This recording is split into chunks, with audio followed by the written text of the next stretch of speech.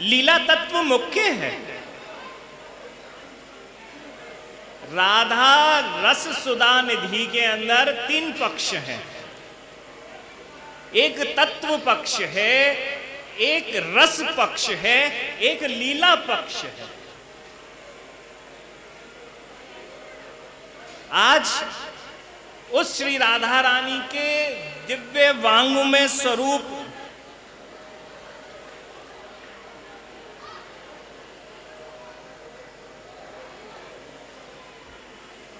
उस राधा रस सुधा निधि के 14वें श्लोक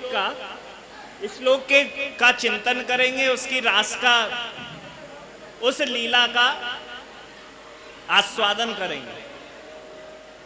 राधा करावचित पल्लव वल्लरी के, राधा पदांक विलसन मधुर स्थली के, राधा यशो मुखर मत खगावली के, राधा विहार विपिने रमताम मनो में।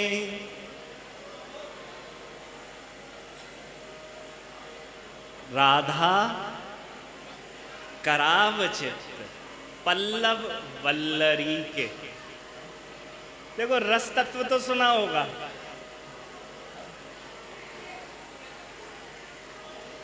तत्व भी सुना है, लीला तत्व अलग है। तुंगभद्रा सखी ऐसे ही किसी बात को नहीं कर देगी। जब तक वह लीला नहीं देखेगी तब तक उस लीला को देखने के बाद ही उसके बारे में लिखते हुए कहती है कि वह जो राधा रानी है, जो अपने कर कमलों से, अपने हाथ से पुष्प वल्लरी लता पताओं को जो सिंचन करती हैं, वह सिंचन करती हुई राधा रानी, जिनकी पदांक मधुर स्थली के, जिनके पदों से चिन्हित, जिनके कुमकुम पराग अलता आदि जो वृंदावन की इस वसुंधरा पे चिन्हित श्रृंगारित हो चुके हैं, उन राधा रानी जिनका सभी लोग यशोगान करते हैं, उन राधा रानी की मैं शरण प्राप्त करना चाहती हूँ।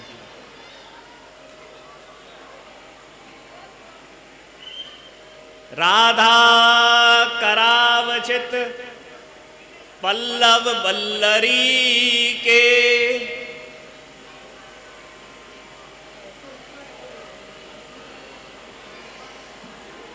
एक बार श्री राधा रानी अपनी कुंज में पहुंची। वहां उस कुंज में एक तमाल वृक्ष था।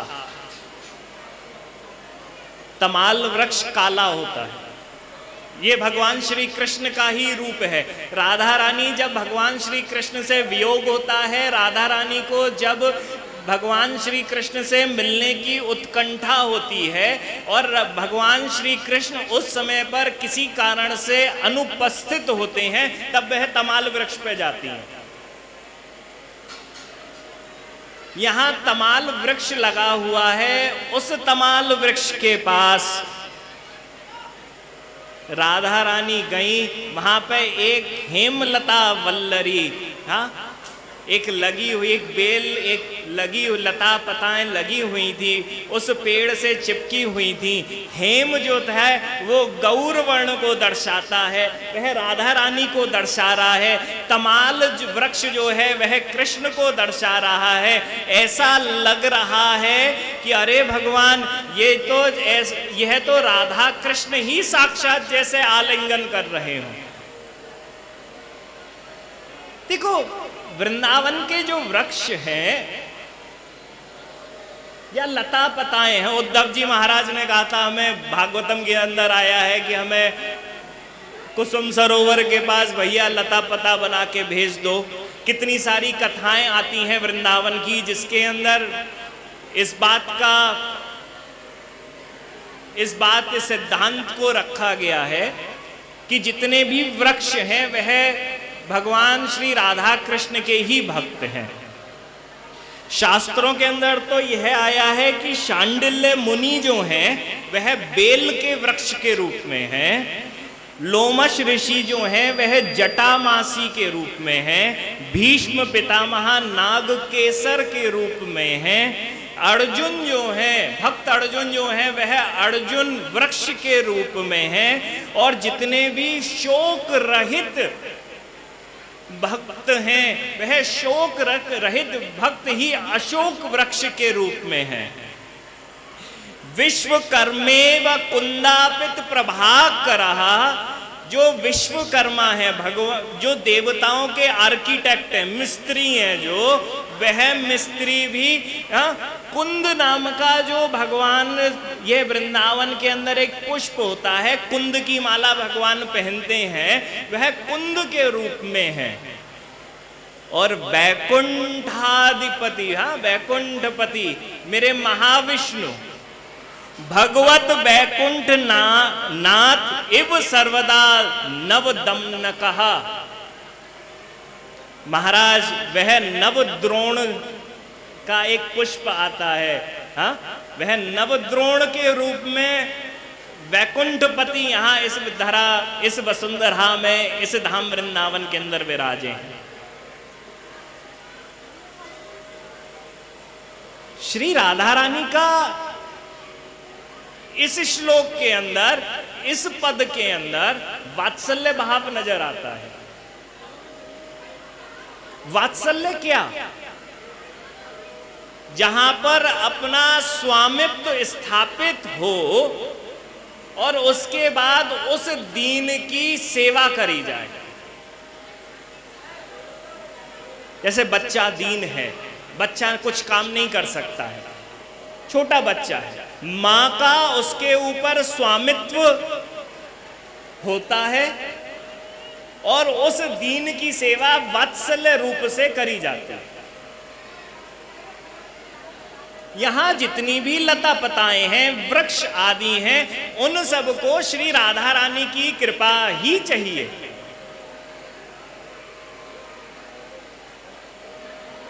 श्री राधा रानी की कृपा, क्योंकि राधा रानी ही प्रेम मूर्ति हैं।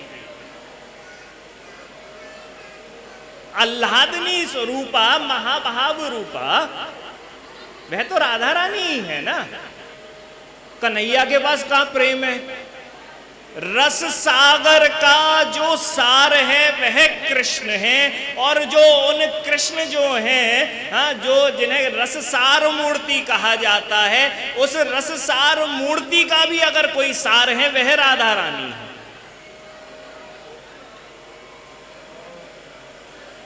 तो राधा रानी की जो वात्सल्य सिंधु है, वैदग्ध सिंधु रनुराग सिंधुर वात्सल्य सिंधु रतिसांद्र कपैक सिंधु लावण्य सिंधु रम्रतच्छ विरूप सिंधु श्री राधिका स्मृतु में हृदय के सिंधु। क्या प्यारा है, वैदग्ध सिंधु। अब देखो, वैदग्ध माने होता है चतुर, चतुर। जो भोला होता है वह चतुर नहीं हो सकता है। जो भोला होता है, अरे ये तो भोला है, ये कहाँ चतुर होगा, जो सियानो थोड़े ही ना है, बहुत भोला है। जो भोला होता है वह चतुर नहीं हो सकता है, और जो चतुर है वह भोला हो ही नहीं सकता। अरे ये तो भोलेपन को नाटक करे, बहुत चतुर है, कहे जी का हो जाए ना। जो चतुर है वह भोला नहीं हो सकता है, जो भोला है वह चतुर नहीं हो सकता है। परंतु राधा रानी की ऐसा गुण है, वह परम भोली भी है और परम चतुर भी है। एक बार सरसी कुंड के तट पर झूला झूल रहे थे प्रिया प्रियतम, अब देखो, प्रिया प्रियतम झूला झूल रहे हैं। झूलते झूलते राधा रानी को सरसी कुंड के अंदर एक दिव्य विलक्षण, जिसकी बहुत सुगंध थी, वह महाराज कमल खिला हुआ दिख गया। राधा रानी बोली, प्यारे, यह कमल तो बड़ा प्यारा दिख रहा है, इसे लेके आए? प्यारे बोले, हाँ हाँ क्यों नहीं प्यारी, चलते हैं। झूले से उतरे दोनों। ललिता सखी को बुलाया राधा रानी ने। राधा रानी ने कहा, वो कमल चाहिए। ललिता सखी ने नाव ली, नाव से चक्कू मारते मारते कमल के पास पहुंची, कमल उठाया, कमल निकाल के लेके आई, श्री राधा रानी को दिया। श्री राधा रानी के हाथ में जैसे ही कमल आया, कमल को हाथ में लेके चित्रा सखी से बोली, चित्रा जरा दर्पण लेके आ, शीशा लेके आ। चित्रा सखी दर्पण लेके आई है। यहां राधा रानी ने अपने उल्टे हाथ में, बाम हाथ में, उस वाम हस्त में उस कमल को धारण कर लिया और प्रियतम से बोली, देखो कितना सुंदर कमल है। और फिर जैसे ही चित्रा सखी दर्पण को लेके आई, राधा रानी अपने चेहरे को और कभी कमल को, दोनों को उस दर्पण में देख रही थी। भगवान श्री कृष्ण ने जल्दी से वाम हस्त से उस कमल के फूल को ले लिया और लेने के बाद प्रियाजू से बोले, ये दर्पण मुझे दियो जरा। महाराज दर्पण हाथ में लियो, लेके कन्हैया ने वह उस जल कमल को राधा रानी के मुख के पास ले गए। श्री मुख के पास रख के बोले कि प्रियाजू जरा दर्पण में देख के बताइयो कि यह जल कमल ज्यादा सुंदर है कि तुम्हारो मुख कमल। मेरी प्रियाजू ने दर्पण लियो, दर्पण लेके कन्हैया के मोहड़े की तरफ कर दियो और मोहड़े की तरफ करके कहवे, मुझे तो नीलकमल ही श्रेष्ठतम लगता है। देखो, भोली भी है और चतुराई भी है। भोली भी है और चतुराई भी है। कछु कहते ना बन पाए। चतुर की तो यही तो बात होती है, जब वो कुछ कहे सामने वाला निरुत्तर हो जाए। कन्हैया बस हंसे रह गए, कछु ना कह पाए, मुस्कुरा के रह गए।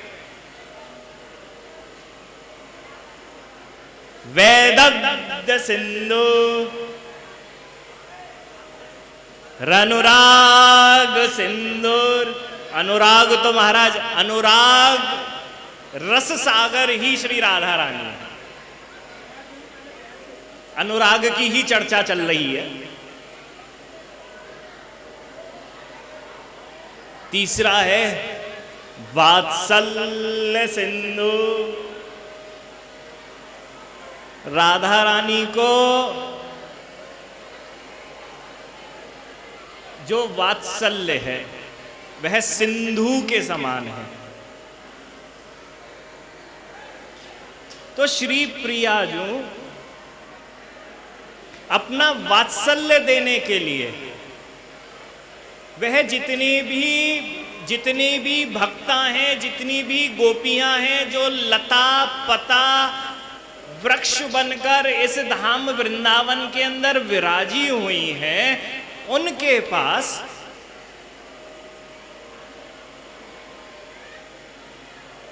राधा रानी वात्सल्य स्वरूप होकर, वात्सल्य मूर्ति होकर उन सबको प्रेम देने के लिए, प्रेम से स्फुरित करने के लिए, प्रेम के रस को प्रदान करने के लिए उस हेमलता वल्लरी के पास पहुंची। और पहुंचने के बाद राधा रानी ने उस हेमलता वल्लरी को महाराज अपने हाथों से सहलाना चालू करा। उसकी जो नव नव थी, महाराज उन कपोलों को अपने ओष्ठों से चुंबित कर रही थी, उसे आलिंगन दे रही थी। अरे मेरे ओष्ठों में वह भगवान श्री कृष्ण का वह मकरंद है, वह प्रेम रस है, जा तू भी उस मकरंद से, उस प्रेम रस से स्फुरित हो, इस वृंदावन के उस रस से जो दिव्य दिव्यतम है उससे स्फुरित हो। महाराज जैसे ही दिया, वह जितनी भी वहाँ कपोल थे, चाहे जितनी वल्लरियां थी, वह सब स्फुरित हो गई, वह महाराज सब स्फुटित हो गई। और स्फुटित होने के बाद जैसे राधा रानी का वह महासौरभ, वह महाप्रेम जैसे प्राप्त हो गया हो, वह सब की सब खिल गई। और तभी वहाँ पर एक मालती लता थी, वह मालती लता तो इतनी स्नेह में भर गई कि मैं राधा की सेवा कैसे करूं, कैसे करूं। तो मालती लता के ऊपर जितने भी मालती के पुष्प लगे हुए थे, उस पुष्पों से महाराज उस मालती लता ने श्री राधा रानी के ऊपर वर्षा कर दी। जैसे ही पुष्प वर्षा हुई है, सब सखियों ने ताली बजाकर महाराज उस लीला का दर्शन करा, उसका आस्वादन करा, सब बड़ी प्रसन्न हुई। तो महाराज ये जो महाआदेश तो वृंदावनेश्वरी का चलता है। कन्हैया को आज वो वृंदावनेश्वर नहीं है। हाँ? नारद पांचुर रात्र के अंदर नारद जी ने भगवान श्री कृष्ण की स्तुति करी। राधानुगम राधिकेष्टम राधापहृत मानसम राधाधारम भवाधारम सर्वाधारम नमामितम। महाराज कन्हैया को का बोले का नारद जी? राधानुगम, हम तो रागानुगा हैं, कन्हैया कौन है? राधानुगम, राधा रानी का अनुगत्य प्राप्त करे हुए है।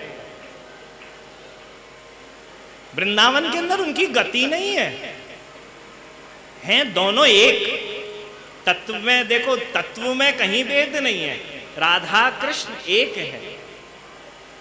ये तो प्रेम रस की, ये तो लीला का संवर्धन करने के लिए, वह लीला का संवर्धन करने के लिए यह लीलाएं करी जाती हैं, जहां पर कभी कृष्ण की रस की पुष्टि होती है, कभी राधा के रस की पुष्टि होती है।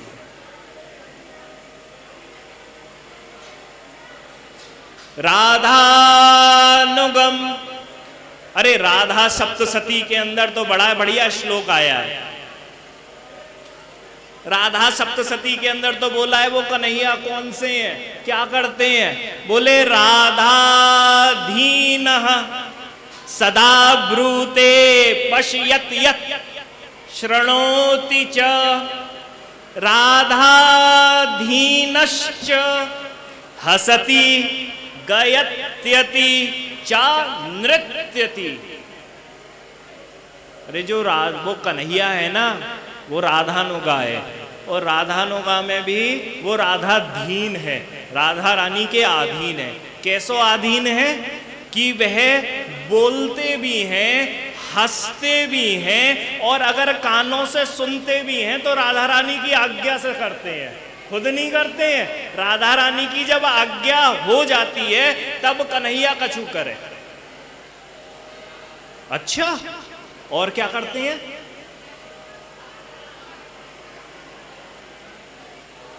हसती गयत्यपि, वह हंसते भी राधा रानी की आज्ञा से हैं, वो गाते भी राधा रानी की आज्ञा से हैं, और वो नृत्य भी करते हैं तो राधा रानी की आज्ञा से करते हैं। सब कुछ राधा रानी की आज्ञा से। वृंदावनेश्वरी, रासेश्वरी, रसाधीष्ठा।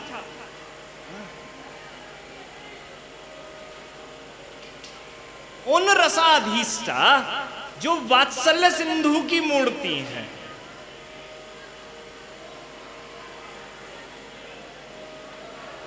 वात्सल्य सिंधु,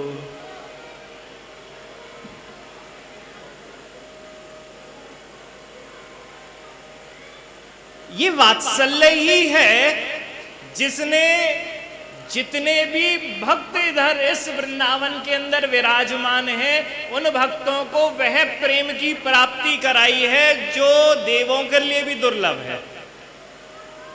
ये राधा रानी का ही वात्सल्य है। कन्हैया प्रेम कहाँ देव है? कन्हैया तो प्रेम लेने के लिए आता है। कन्हैया जो है वह प्रेम लेने के लिए आता है, राधा रानी जो है वह प्रेम देने के लिए जाती है। देखो 5 प्रकार की प्रकृतियां हैं शास्त्र के अंदर। सावित्री जो वेद की अधिष्ठाती देवी है, दुर्गा जो बल की अधिष्ठाती देवी है, सरस्वती जो ज्ञान की अधिष्ठाती देवी है, लक्ष्मी जो ऐश्वर्य की देवी है, और श्री राधा रानी जो प्रेम की देवी है।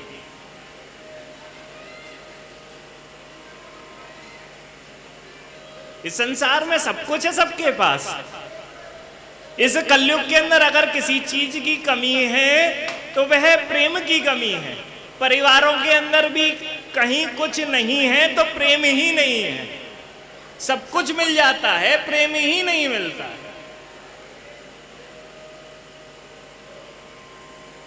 और इनका प्रेम कैसा है? देखो, विरह की 4 अवस्थाएं कही गई हैं। पूर्व राग, मान, प्रेम वैचित्री या दूर गमन। विरह जो होता है 4 प्रकार का होता है। वियोग जो होता है वह 4 प्रकार का होता है। कभी मिले नहीं है तो मिलने से पहले का विरह, मिलने से पहले का विरह।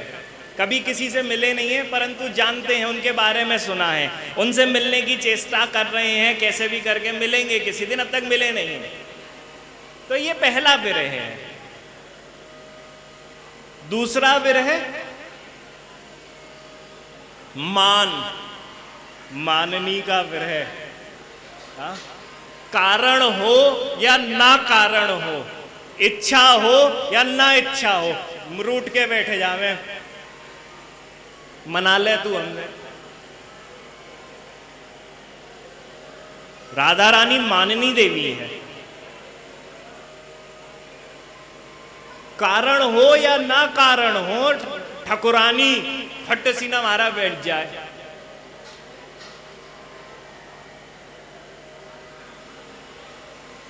सब ठाकुर को ठाकुर हरि ता ठाकुर की ठाकुर ठकुराइन। हाँ?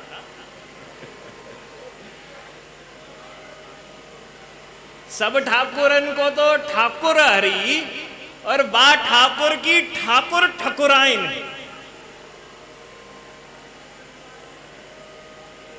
अब यार माननीय, मान का सबसे बड़ा कारण क्या होता है मालूम? सबसे बड़ा उसका विशेषता क्या है कि यह मालूम है कि मैं कितना भी रुष्ट हो लूं या रुष्ट होने का नाटक कर लूं, उसके बाद भी मेरे संबंध में कोई भी असर नहीं पड़ेगा।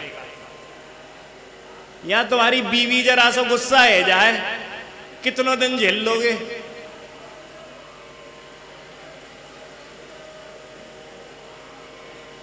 तुम्हारे घर को कोई सदस्य का चुदिना गुस्सा है जाए, कोई रूट पटक के बैठ जाए, ठीक है मैं बहुत बार मना लिया, अब ना ताकत है जैसो है रहने दे। तो ब्रज में तो ऐसे ही कहे, नाक पे गुस्सा लेके बैठो हुए काव काट ले को है जान दे।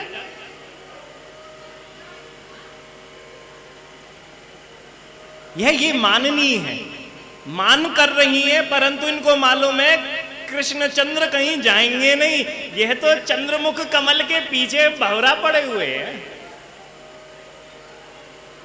ये मान के अंदर रहती है, ये स्वामित्व है। ये स्वामित्व विषय संसार के अंदर हमारे जितने संबंध होते हैं उसमें नहीं होता है। ये राधा रानी के पास अलौकिक मान है। यहां पति पत्नी मान करके बैठ ले, कछु दिना के बाद तलाक को नोटिस आ जाएगा। बहुत है गई, बहुत समझाए लियो, बहुत सुनाए लियो, ना सुन रहे। यहां मानेंगी कैसे ना है। मैं तो पूरा सातों आसमानन में नीचे ले आऊंगा मनाने के टाइम। ठाकुर जी तो सब पहले खुद जामे, खुद ना माने तो सब मंजरियन को भेजें, फिर सखियन को भेजें, फिर नर्म सखा जावे। हाँ, धीरे धीरे सबके सब जाके सब लगे अरे मान जा, अरे मान जा, अरे मान जा। कई दिना तो कितने कितने हफ्ता निकल जाए, माने ही ना है, गुस्से में बैठ जाए, कोई कारण ना है गुस्से को। ये विरह अवस्था में, ये वियोग के बाद जो संयोग की स्थिति होगी, जो 10 दिन की लड़ाई के बाद आज जो प्रेम का, हाँ, जो आज प्रेम स्फुरित होगा, ये उस रसवर्धन की लीलाएं हैं। राधा रानी कौन है? माननी वृंदावनेश्वरी, उनका चलता है। राधा रानी का स्वामित्व है, राधा रानी की वार्ता है, राधा रानी का अधिकार है, राधा रानी का आदेश है। भगवान श्री कृष्ण राधा धीनम, राधा नुगम, वह राधा नुगा है, वह राधा के धीन है।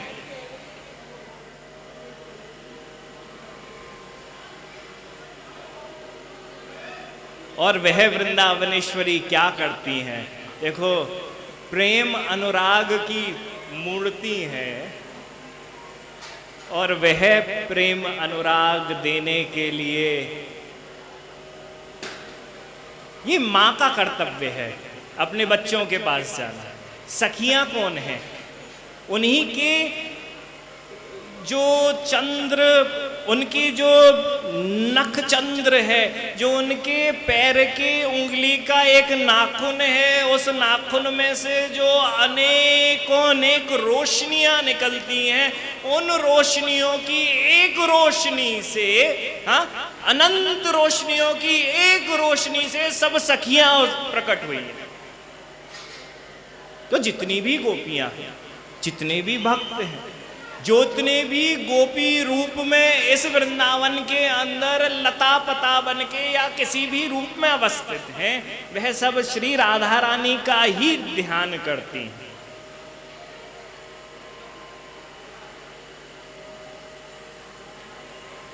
कन्हैया, देखो अब ये थोड़ा सा तत्व, ये रस तत्व को लेके आऊंगा यहाँ।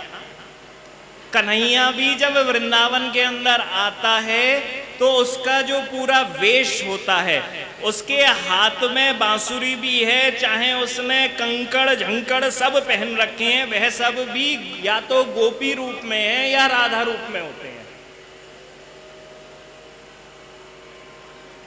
सब राधा में होते हैं।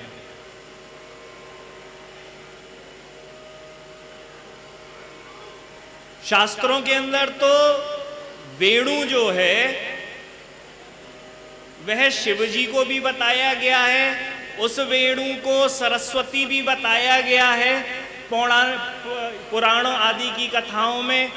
और वही जो वेणु है वह सखी के रूप में भी है। वृंदावन के अंदर प्रवेश नहीं होगा पुरुष का, वृंदावन का एक ही पुरुष है।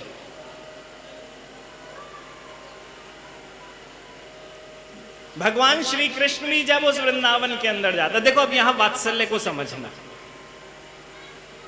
भगवान श्री राधा कृष्ण, भगवान श्री राधा कृष्ण एक जगह लीला कर रहे हैं, कन्हैया बांसुरी बजा रहे है। राधा रानी बोली, अरे भैया तू तो बड़ी बढ़िया बांसुरी बजाए, कछु हमें भी दे दे, हम भी बजा के देखें। कन्हैया बोलो हाँ हाँ जी, जेलो जेलो। राधा रानी ने बांसुरी लीनी, मुरली ली, मुरली लेके फू फू फू फू करी, कछु आवाज ही ना निकली, सांस सी निकल ली नहीं।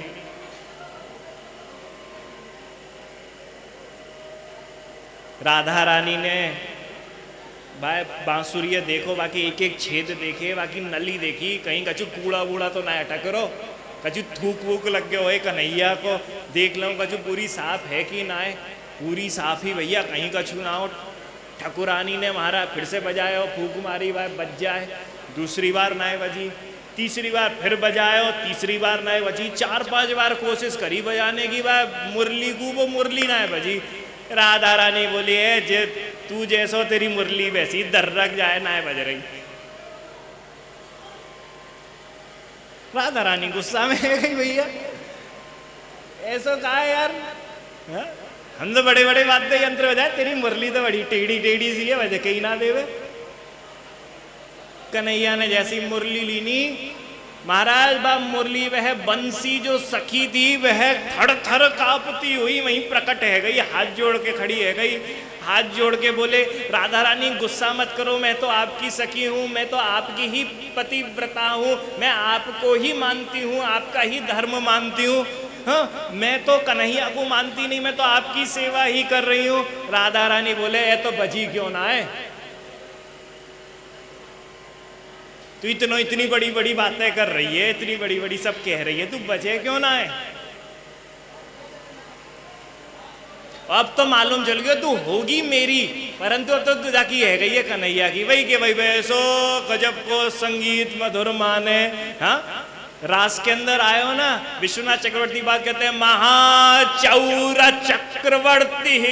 हाँ, भगवान कृष्ण कौन है, चोर नहीं है, महाचोर है। चक्रवर्ती किसे कहा जाता है, जो कभी भी राजा ना हारा हो, तो महाचौर चक्रवर्ती क्यों है चोर, क्योंकि जैसे ही बांसुरी बजाई, बांसुरी बजते ही वह सबके सब स्वर गए, और जितनी भी गोपियां वहां विराजी हुई थी उन सब गोपियों के हृदयों को, मन को चुरा लिया, और चुरा के वह भगवान श्री कृष्ण उस रासौली में उस रस स्थान पे खड़े हुए हैं। वह सप्त स्वर ले जाके उन मन चित्त को भगवान श्री कृष्ण के पास अर्पण कर रहे हैं। जैसे बहुत सारे चोर चोरी करने के बाद धन को एकत्रित करके अपने सरदार को देते हैं, और जितनी भी गोपियां हैं वो जैसे भैया तुम्हारा कोई चुरा के भागने लगे, तुम सब कुछ उस क्षण भूल के उसके पीछे भागते हो, ठीक उसी प्रकार से अरे महाराज सब गोपियां अपने घरों में जो काम कर रही थी सब भूल गई, जिस स्थिति में थी वहीं छोड़ छाड़ के भागी।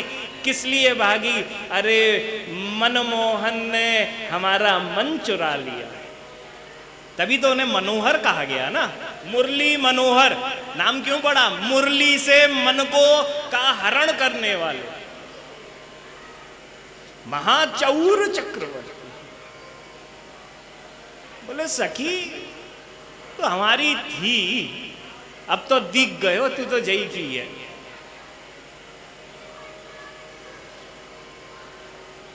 गोपी बंसी जो है हाथ जोड़ के बोली राधा रानी ऐसो मन में विचार भी आप मत लेके आओ, मैं आपकी ही हूं। आपने शपथ, आपने भगवान श्री कृष्ण को प्रसन्न करने के लिए, भगवान श्री कृष्ण का जो बांसुरी बजाना उन्हें अच्छा लगता है, उनको आनंद देने के लिए ही आपने मुझे बंसी बनाकर भगवान श्री कृष्ण को प्रदान कर दिया। हाँ, कि भगवान श्री कृष्ण इसको बजाएंगे, और बजाने के बाद भगवान श्री कृष्ण जब बजाएंगे तो आप खुश होंगी। तो मैं तो आपकी सेवा के लिए ही कृष्ण के पास गई हूँ। जब कृष्ण इसको बजाते हैं तो आप खुश होती हैं, आप खुश होती हैं तो मैं आपकी दासी और खुश होती हूँ। तो आपकी खुशी के लिए ही मैं कृष्ण के पास हूँ। राधा रानी बोली ये सब तो बात ठीक है, पर तू बजी क्यों ना है।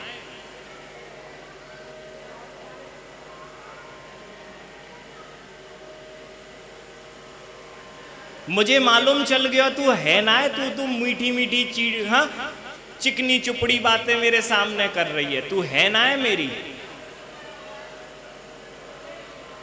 आहा, सखी बोली तुम्हारो कन्हैया बहुत रसिक है, बहुत लंपट है। मैं का बोलूं, कैसो कैसो रस देने की मुझे कोशिश करके मुझे अपने पास बुलाने की चेष्टा करे।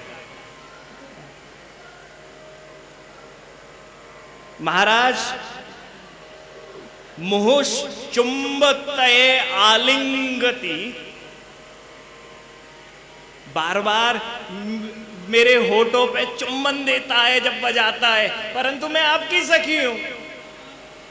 अपने हाथों से पकड़े हुए है, आलिंगन दे रहा है, परंतु मैं आपकी सखी हूं।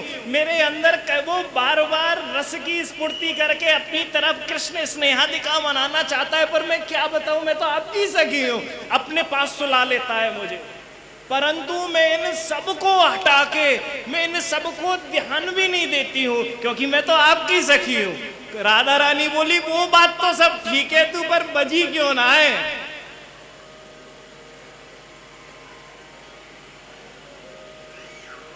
होवे ना कई बार कछु कोई गलती कर दे नौकर आके और वहां से बोले गलती क्यों, वो 50 जगह की बात कर लेगा, जो काम की बात होगी वही ना कभी करेगा। मैं यहाँ है आयो, हाँ ये गलत, ठीक है तूने कर लियो, लेट क्यों भयो। सबके यहाँ पे होवे ये परेशानी। तो महाराज राधा रानी बोली तू मेरी दासी मान लियो, तू मैंने तुझे दई कन्हैया के हाथन में जे भी मान लियो। कन्हैया तुझे बड़ो प्रलोभन देके, तेरा आलिंगन, तेरा चुम्बन करके तुझे अपनी तरफ मिलाने की कोशिश कर रहे हैं, बाके बाद भी तू मेरी ही दासी बनी हुई है, यह भी मान लियो। परंतु जब मैंने भूख मारी तो तू बजी क्यों ना है।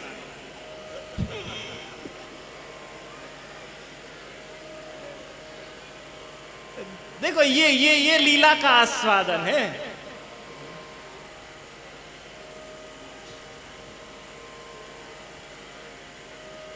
बंसी हाथ जोड़ के बोली जिस दिन आप मुझे दे रही थी तो मैंने एक शर्त रखी थी, एक प्रतिज्ञा ली थी कि कृष्ण जब मुझे राधा रानी का गुणगान करने के लिए बजाएंगे तभी बजूंगी। तो कन्हैया जब जब आपका नाम लेते हुए इस बंसी को बजाते हैं मैं बज जाती हूं, परंतु जब आपने इस मुझको अपने कर कमलों में लेकर चुम्बन देकर मुझे स्फुरित करने का प्रयत्न करा, मुझे बजाने का प्रयत्न करा, आप कृष्ण बोल रही थी, परंतु मैं तो राधा स्नेहा दिखा हूं, मैं तो राधा रानी आपकी भक्ता हूं, मैं कृष्ण का नाम नहीं ले सकती हूं, तो मैं नहीं बजी। अगर आप राधा अपना नाम ही स्वयं इस बांसुरी पे बोल दो तो आप देखो, अरे कन्हैया क्या बजाए। हाँ, कन्हैया की उस बांसुरी की ध्वनि में भी वह मनोहरता नहीं है, वह मनोहरता आप जब अपना नाम लोगी उसके अंदर आएगी। और मेरी राधा रानी ने जैसे ही उस बंसी को अपने ओष्ठों पे रखा, चुम्बन दिया और चुम्बन देके श्री राधा एक मनोहर सा एक राग अपने ही नाम का छेड़ा। महाराज ऐसा विषम संगीत प्रकट हो गया कि भगवान श्री कृष्ण ने राधा का नाम सुना वहीं बेहोश हो गए। ये जब राधा रानी ने कथा के प्रारंभ में बताया ना, जब कन्हैया ने पहली बार बंसी बजाई तो राधा रानी बेहोश है गई। अब राधा रानी ने पहली बार बंसी बजाई, कन्हैया बेहोश है गयो। वाह भैया। और जैसे ही मूर्छित होने लगो, मूर्छा में तो आदमी गिर जाए ना, राधा रानी हंसी, अरे जे तो गयो, जाको तो हाल्ट फेल है गयो। राधा रानी ने बंसी नीचे करो, खट्टे सीना महाराज जाके अपना भुजाओं में कन्हैया को पकड़ लियो, अरे गिर जाएगो, माथा वाथा फूट जाएगो, जो तो ऐसे ही गयो। रब की प्रिया भुज भरी लय, जागे मनु रजनी सोई हो। जो बेहोश है गयो, राधा रानी की भुजा को स्पर्श करते ही ऐसे जाग्यो जैसे सोतो भयो, रात्रि को सोयो भयो आदमी सुबह जग जाए। अरे वाह, हम तो पूरी एनर्जी में है जी, हाँ रात को बड़ी बड़ी नींद आई है। यो कन्हैया बेहोश हो रहो, अब ये राधा रानी के स्पर्श की है। परंतु का होए, जब पीने वालों पिए तो सुबह तक महाराज बरकबा को सिर दर्द है जाए, हाँ बाको माथा घूमे, होश में तो आ जाए, परंतु होश में भी बेहोशी जैसी स्थिति रहे। वह का कहे में भाई अंग्रेजी में हैंगओवर है जाए। हाँ? पंजाब में तो लस्सी पिलाते, हमने देखी सुबह सुबह भैया सब सरदार लस्सी पिलाते एक दूसरे को, भैया आप पियो, सब उतर जाएगी रात की चढ़ी हुई। कन्हैया जग तो गयो, परंतु वह जो राधा नाम का स्वर, वह जो बंसी में श्री राधा रानी ने गाया था, दिमाग घूम गयो आपको। अब राधा रानी की भुजा में पड़ा हुआ है। हाँ? कन्हैया कहाँ पड़े हुए हैं? राधा रानी की भुजा में पड़े हुए हैं। राधा रानी की भुजा में कन्हैया पड़े हैं।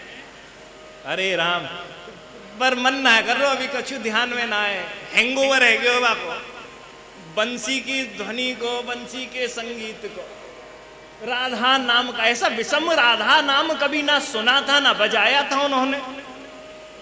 वो तो गुरु हैं भैया, कन्हैया की गुरु ने बजाया, गुरु ने बजाया तो भैया गुरु तो ऐसे शास्त्रन को लेके आ जाए जो चेला के आमने सामने भी ना फटके। आहा क्या लीला है, भगवान श्री राधा रानी की भुजा में है, संगीत को हैंगओवर है गयो है।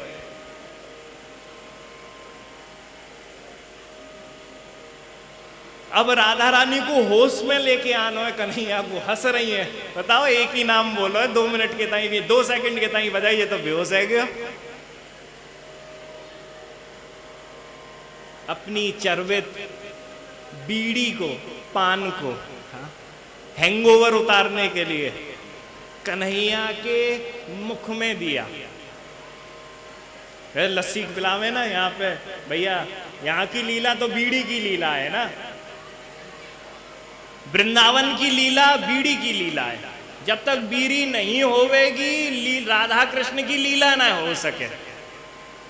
चाहे सखीगण हो, चाहे मंजरी गण हो, चाहे कोई गोपी गण हो, चाहे कोई किंकरी हो, प्रसाद रूप में श्री राधा रानी की अनुचरी बनने के बाद अगर कुछ वह मांगती हैं या कुछ फल प्राप्ति की जिज्ञासा भी होती है तो वो बीड़ी चाहिए, श्री राधा रानी की चर्वित बीड़ी चाहिए। हाँ, पान, पान बीड़ा जिसे कहते हैं। वृंदावन की लीला, मुख्य लीला जो है वह बीड़ी की लीला है। कन्हैया सुबह से रात्रि तक पान चबाते रहे। हाँ? रूप मंजरी बीरी लाई, कत्था चूना लौंग इलायची, हाँ? इलायची लौंग दरसाई।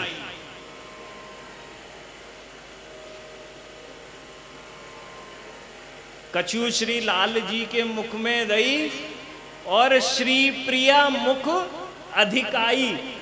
जी देखो, स्नेहा दिखा, जो राधा स्नेहा दिखा जो सखी होती हैं, जो मंजरियां हैं, वो बड़ी चालू होती हैं, वो कन्हैया को ज्यादा ना देना चाहे तो वो बीड़ी भी दे रही हैं कन्हैया को, तो देते देते वाको ज्यादा सो पाल्ट जो है वो राधा रानी के मुंह में दे रही हैं। जब शयन भोग में जब दूध आता है,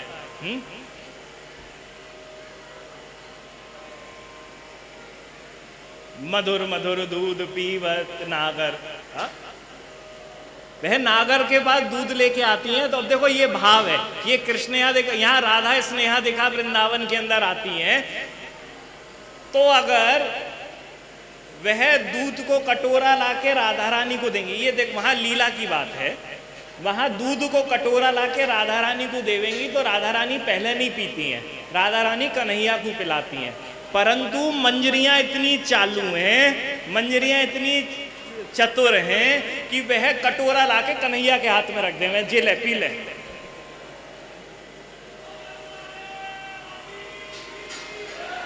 और राधा रानी अब कन्हैया के हाथ में आ जाए तो कन्हैया भी समझ जाए, वो भी चतुर शिरोमणि है भैया, चतुर रसिक शिरोमणि है, हाँ वह भी समझ जाए, अच्छा भैया समझ गए, पहले हमें तो पिलाओगी ना, नहीं पिलानो है।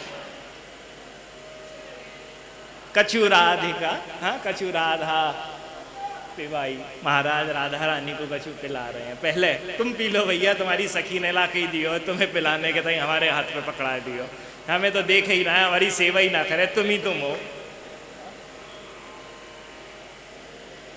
और यहाँ भुजा के अंदर मेरे कन्हैया पड़े हुए हैं, राधा रानी अपनी चर्वित उस बीरी को भगवान श्री कृष्ण के मुख में डाल के खिला रही हैं कि तुम्हारो संगीत को हैंगओवर खत्म हो जाए। जितनी सखियां हैं वह आंचल से, अपने अपने आंचलों से पंखा दे रही हैं, भैया पसीना निकल लो, बेहोश हो गए ना, होश वोश रहो ना, पंखा चलो जोरदारी से। आहा, कन्हैया अभी तक बेहोश हो, अब होश में आयो, अब मदहोश है गयो है।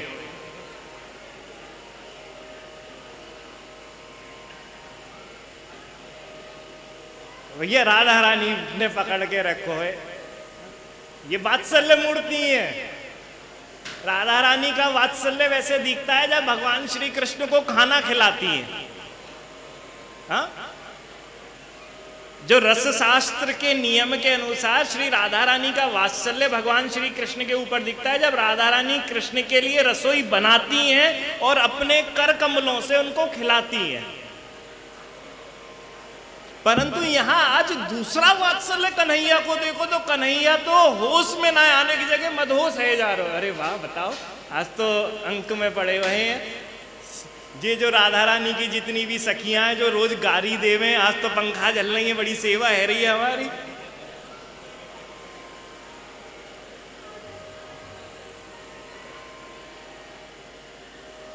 मदहोश व्यक्ति जो होए वो इमोशनल हो जाए। वो कई सारे लोग देखे ना, पीने के बाद अरे बड़ो रोनो धोनो चालू हो जाए, कहाँ कहाँ की बातें लेके आ जाए।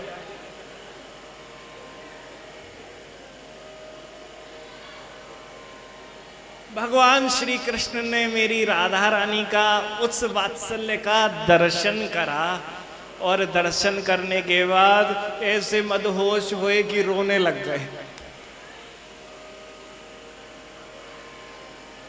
ऐसे मदहोश हुए कि रोने लग गए।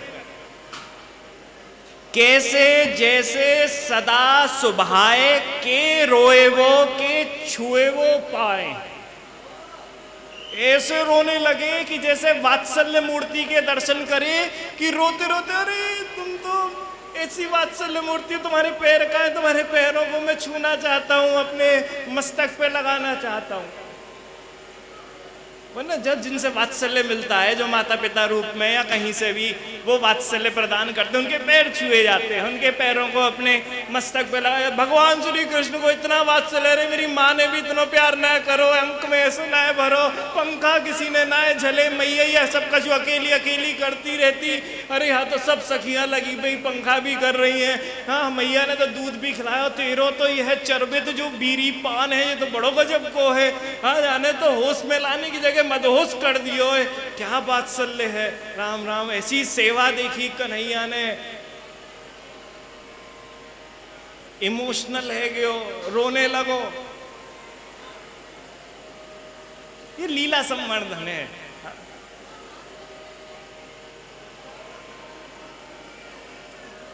के रोए वो के छुई वो पाए।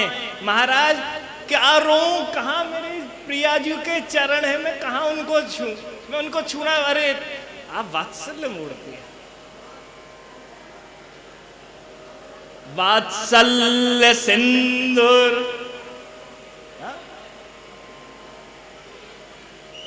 वात्सल्य कृष्ण के पास भी है, परंतु राधा रानी के पास वात्सल्य नहीं है, वात्सल्य का सिंधु है। और यहां पे क्या कर रही है? राधा करावचित पल्लव वल्लरी के। देखो भैया, समय के हिसाब से तो लगे ना जे पूरे श्लोक की व्याख्या है पाएगी, सीधी सीधी बात। जितनी है जाएगी उतनी राधा रानी के चरणों पे अर्पित है। फिर राधा रानी जब बुलावेंगी तब उनको कर देवेंगे वाणी की सेवा। तो बहुत भाव है इसके अंदर। ये तो लीला का भाव लेके चल रहे हैं, ना तत्व की चर्चा हो रही है, ना रस तत्व की चर्चा हो रही है, तो लीला तत्व की चर्चा है।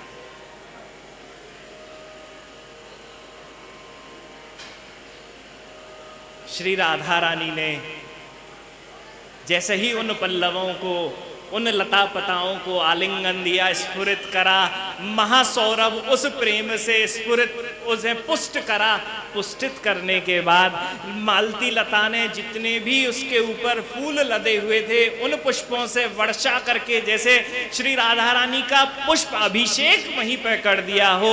जैसे ही पुष्पार्चन श्री राधा रानी पे हुआ, सब सखियों ने वहां जय जयकार करी, जय जय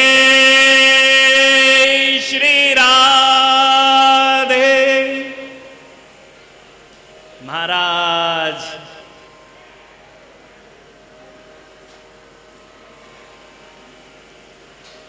क्या अनुपम सौंदर्य है श्री राधा रानी के ऊपर।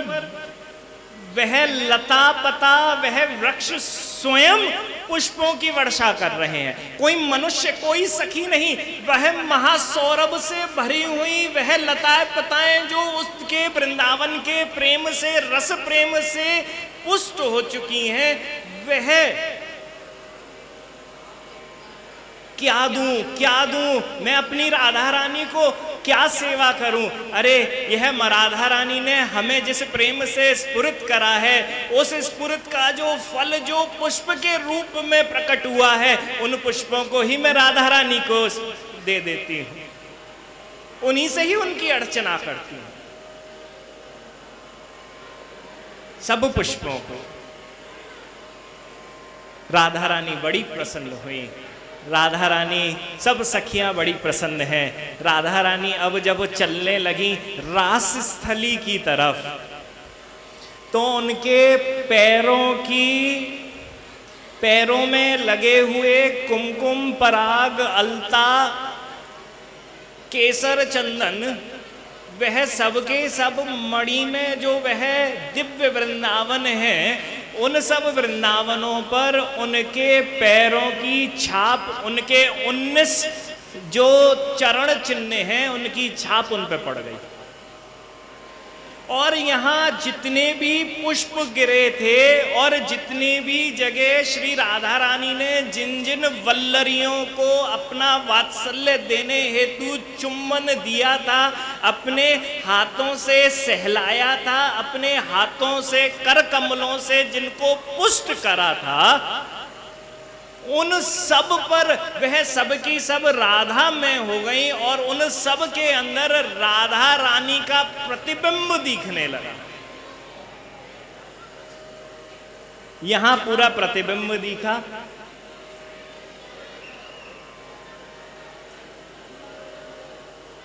यहां प्रतिबिंब दिखने के बाद राधा रानी रस स्थली पे की तरफ प्रस्थान कर गई। यहाँ कन्हैया अपनी कुंज में तमाल के वृक्ष पे टेक लगा के खड़ो भयो। 2 सखियां उसके पास गईं और जाके बोली, अरे अभी अभी हमने एक अनुपम सुंदरी के दर्शन करे, ऐसी सुंदरी जो आज तक हमने कहीं ना देखी, दिव्य सुंदरी जो जाए हमने देखो। वो कृष्ण स्नेहा दिखा सखी जो उनके पास पहुंची, वह राधा रानी के मुख कमल का दर्शन करके सब भूल गई और कन्हैया के पास आके श्री राधा रानी के रस, उनके रूप सौंदर्य का वर्णन करने लगी। जब रूप सौंदर्य का जब रूप सौंदर्य का वर्णन करा, कन्हैया के हृदय में जरा सी उत्कंठा आई और उत्कंठा आके बोलो, अरे और बताइयो कैसी लगे वो कैसी छोरी है, कैसी है, बाको रूप सौंदर्य है। आहा, या खलु गौरी चा गौरी सहस्त्राधिका तथापि श्यामा अनादिरपि किशोरी। अरे क्या पार्वती हो, क्या सरस्वती हो, सहस्त्रों पार्वती सहस्त्रों सरस्वतियां, सहस्त्रों इंद्राणी भी की भी खूबसूरती को अगर मिला दिया जाए तो भी उस रूप सुंदरी वह जिस गोपी को हम देख के आई हैं उसके सौंदर्य की तुलना नहीं हो सकती है। कन्हैया ने पूछो, ऐसी सुंदरी भैया कौन है? ऐसी सुंदरी कौन है? उसका परिचय वरिचय तो दो। शास्त्र के अंदर आया, याम खलु महालक्ष्मी। कुछ लोग उन्हें महालक्ष्मी सोचते हैं, महालक्ष्मी बोलते हैं। रीति केचन लीलेति तांत्रिक, तांत्रिक जो है वह उन्हें लीला कहते हैं। तो कई लोग उन्हें महालक्ष्मी कहते हैं, कई तांत्रिक लोग उन्हें लीला कहते हैं।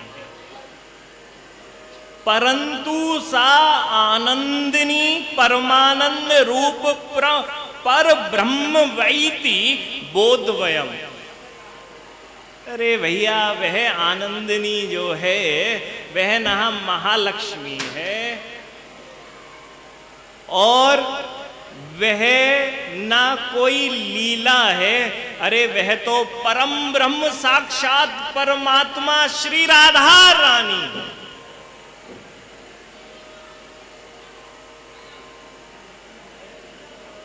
किसी के बारे में सुनो, पहले महात्म्य सुन लो तो मन में उत्कंठा हो जाए। पूर्व राग, हाँ विरह, यार मिलना तो चाहिए, वही ऐसी सुंदरी है तो एक बार तो दर्शन होने चाहिए। कन्हैया रसिक है, अब आके सामने रस प्रकट कर दियो तो रस तो चाहिए भाई। रूप सौंदर्य को रस जैसे ही सुन लियो, अच्छा ऐसी सुंदरी है, सहस्त्रों गो, हाँ सची पत्नियां भी के सामने आ गई, कोई आ गयो भागो उनके सामने, उनको रूप ठहरे ही ना है। ऐसी से तो मिलना चाहिए। हमारे वन में, हमारे ब्रज में ऐसी कौन सी सुंदरी आ गई? कन्हैया बोला, मिलवाइए जरा उनसे। दोनों गोपियां बोली, मिलवाए, देखो हम पास में तो ना लेके जा सके, परंतु जहां गई हम वहां को तुम्हें इंगित कर देंगे कहाँ जानो है। ठीक है, हम तो मिलने के ताई कहीं भी चल देंगे, हमारा का है। महाराज कन्हैया बोलो, चलो चलो। गोपियां ले गई, आगे लेके चलने लगी। चलते चलते तमाल वृक्ष जहाँ पे वह हेमलता वल्लरी थी, जहाँ पर श्री राधा रानी ने अपने कराव चित पल्लव वल्लरी के अपना प्रेम उन अपने कर कमलों से, अपने हाथों से उन लता पताओं वृक्षों वल्लभों को जो दिया था, वहाँ पहुँचते ही उनको वह प्रेम देने वाले उसी स्थान की तरफ उन गोपियों ने इशारा करा और कहते हुए कहा, यहीं थी, यहीं मिल जाएंगी, तुम जाओ तो सही। और जैसे ही सुना भगवान श्री कृष्ण वहां की तरफ भागे। अरे भैया, भागते ही जहां वहां पहुंचे, वहां पहुंचते ही महासौरभ प्रेम से भरी हुई उन लता पताओं में श्री राधा रानी के उस प्रतिबिंब का दर्शन कर लिया जो राधा में हो चुकी थी। जैसे ही राधा में उन प्रतिबिंब का जो चिन्ह में है, वह प्रतिबिंब भी चिन्ह में है, उस चिन्ह में प्रतिबिंब के दर्शन करके जिसमें राधा रानी का चित्र भी इंगित था, वह राधा रानी में हो चुकी थी। वह राधा में के दर्शन करते ही शरीर में रोमांच हो गया। कन्हैया ने अब तक राधा रानी को नहीं देखा, राधा रानी के प्रतिबिंब को देखते ही महाराज आनंदाश्रु निकलने लगे, रोमांचित हो गए, अष्टविकार वहीं उत्पन्न हो गए, बेहोश होने लगे, रोने लगे। उन वल्लरियों को महाराज प्रेम से आलिंगन करने लगे, अपने मस्तक पे लगाने लगे। अरे तुम्हें तो राधा रानी का प्रेम मिला है, अरे मैं तो देख रहा हूं तुम राधा मैं हो चुकी हो, अरे तुम तो सबसे ज्यादा मेरी राधा रानी की उस वात्सल्य प्रेम को प्राप्त करती हो। आहा, मुझे आशीर्वाद दो महाराज। जैसे उन भक्त वल्लरियों को, उन लता पताओं को, वह जो मालती के पुष्प जो वहाँ पड़े हुए थे, श्री राधा रानी का स्पर्श करके उस अभिषेक के बाद उन पुष्पों को उठा के उनका वंदन करने लगे, अपने मस्तक पर लगाने लगे और मस्तक पर लगाते हुए कहते हैं, अरे तुम्हारे अंदर यह जो राधा रानी का प्रतिबिंब लगा हुआ है, तुम जो राधा में हो चुकी हो, अरे कुछ उस राधा रानी के वात्सल्य के, उस प्रेम की कुछ बूंदें मुझको भी दे दो। मैं भी उस राधा रानी के उस जो अनुपम सुंदरी वह जो रास रासेश्वरी हैं, उनके प्रेम की अगर कुछ क्षणिक बूंदें भी मुझको मिल जाएं, मेरा जीवन धन्य हो जाएगा। रोने लगे। मेरे भगवान श्री कृष्ण रो रहे हैं। तो कौन से पुष्प, कौन सी वल्लरियां? तुंगभद्रा सखी ने कौन सी वाली वल्लरी की यहां बात करी है?